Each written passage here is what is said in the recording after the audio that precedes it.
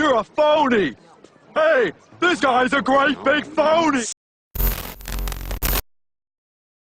These videos are satiric reviews. You don't have to agree, but don't bitch about it.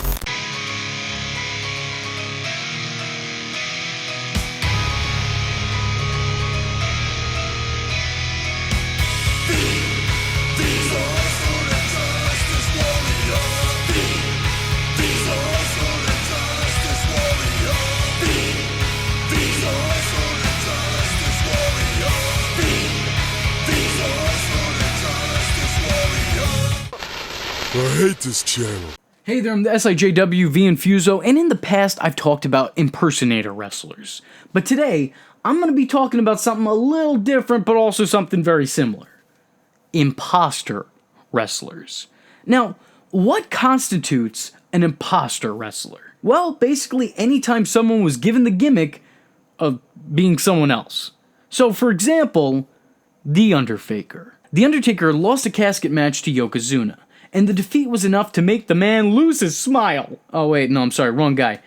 The defeat was enough to crush the dead man's spirit. Or at least that's how I'm choosing to interpret this fever dream. Ted DiBiase, who originally introduced the Phenom, claimed that the man from the dark side was now once again working under his tutelage, as a member of the $1 Million Corporation. Undertaker began following DiBiase to the ring, and compete in matches worshipping his money the way he'd once worshipped Paul Bearer's urn. And to be fair, this did fool a lot of people, and if I was into wrestling at the time, I'm pretty sure it would have fooled me too. Eventually, Paul Bearer would make contact with the real Undertaker, and when seeing the two face to face, it became really obvious who the real dead man was here. The two takers would face off against each other at SummerSlam, where the real dead man would put an end to the not real dead man.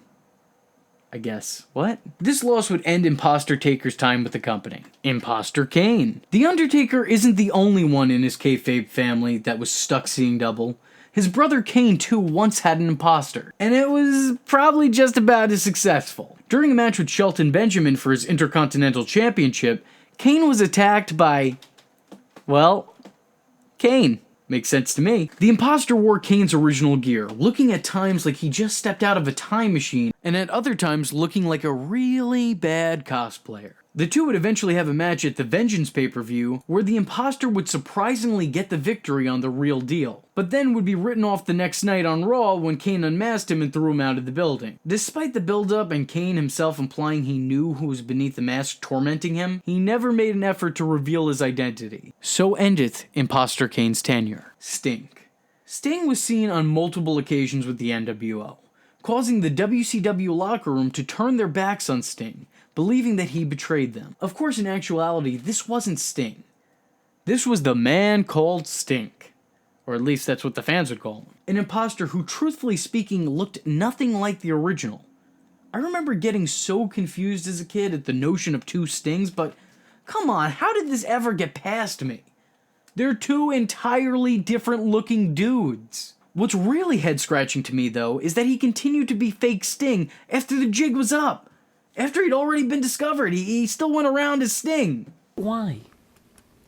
Why would you do that? Why would you do any of that? Despite this, the two, to my knowledge, never even had a match against each other. Their only real interaction would be Sting laying out his replica on several occasions in in-ring promos and interfering in the wannabes matches. Fake Razor Ramon and Diesel. When Scott Hall and Kevin Nash left the WWF then retaliated by giving their gimmicks to two entirely different wrestlers. And I just want to say to their credit, they didn't really do a bad job. Like, honestly, I know that this is not looked back on fondly and everyone's like, oh, they were terrible, but truthfully speaking, they were pretty convincing impersonators. The problem is that there was no replicating the magic of Hall as Razor and Nash's Big Daddy Cool Diesel. You just couldn't do it. They were the characters. They became the characters. You couldn't just throw somebody else in the costume, no matter how good they were. And that's the real problem here. So to their credit, they did a good job. Just not good enough. The two were immediately rejected by an angry audience who had felt misled and cheated by the underhand booking tactic.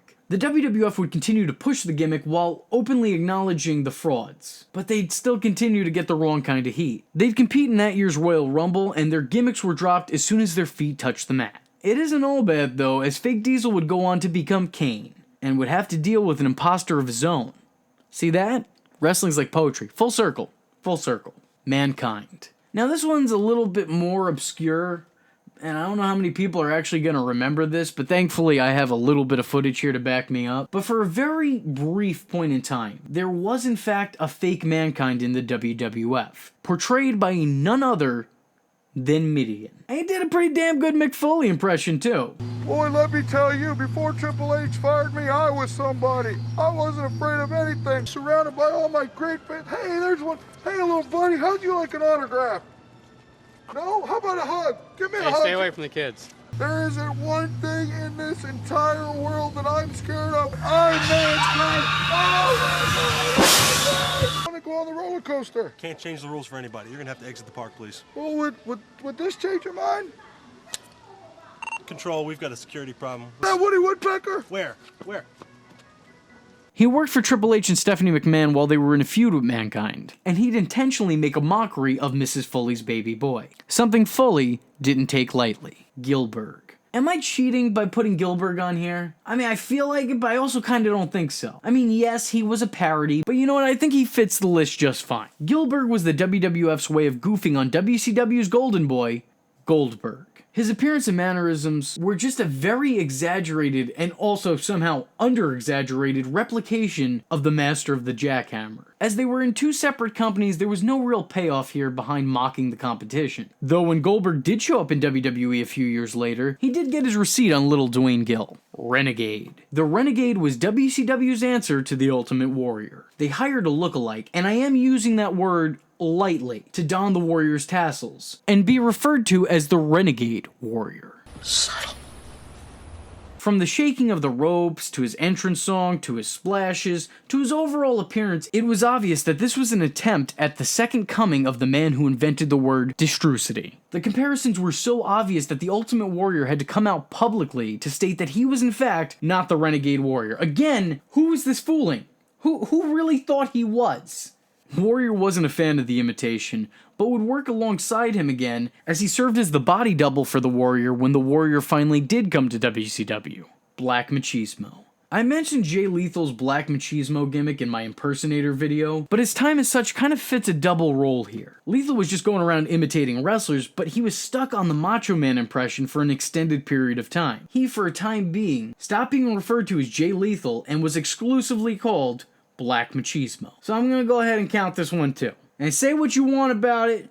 Maybe it's not original, but I'll tell you what, I will take Black Machismo over Macho Man Dow any day of the week. Sharkboy. Around the time Jay was still doing his Black Machismo gimmick, longtime TNA veteran Sharkboy began a brand new gimmick. That gimmick of being stone cold. Sharkboy would be put in a coma, and in front of his entire Shark People family, I kid you not, that was the thing, family of Shark People, because the guy wears a shark mask to the ring. You guys are brilliant! In front of his whole Shark People family, he'd awake following the sound of broken glass. Throughout his run prior, he'd never spoken a word.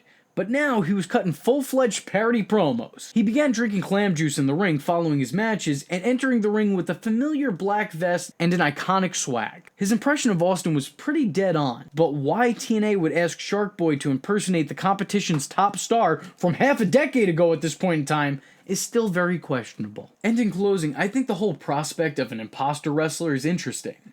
The concept of a duplicate is an entertaining story beat. But the problem with all these gimmicks and why the imposter gimmick is so reviled is because it seems booking only has the concept down. There's never been a good reveal or hell, even a real ending to these storylines. And that's why they fail. They only have a beginning, let's do this, but they don't have anything to follow it up with. I for one think the imposter gimmick can work if there's a payoff, if it's going somewhere, but it never is. It never is. The success of the execution clearly varies, but the climax is almost always the same. Disappointment. That's what she said. Maybe one day in the future, we will finally see an imposter gimmick that doesn't actually suck. Well, let me tell you something, brother. You're watching the Social Injustice Warrior V Infuso's channel, dude. So if you like the words that came out of his mouth hole, and you too want to become a V-tard, don't forget to like and subscribe, and click that little bell icon to get updates and notifications. Ooh, tell him what up, Mach. Ooh, yeah. follow the man on Twitter. Yeah, because we all know it's not stalking if it's on the internet. Yeah, join the madness by joining the Discord. And if you have a moment of time and a free dollar to spare, head over to the SIJW's Patreon, dig it, where you can request videos, get exclusive videos, and early access to content. Yeah. Or go down to PayPal, where you can buy the shirts, brother. But most importantly, just remember, if you're not tuning in, then you're missing out.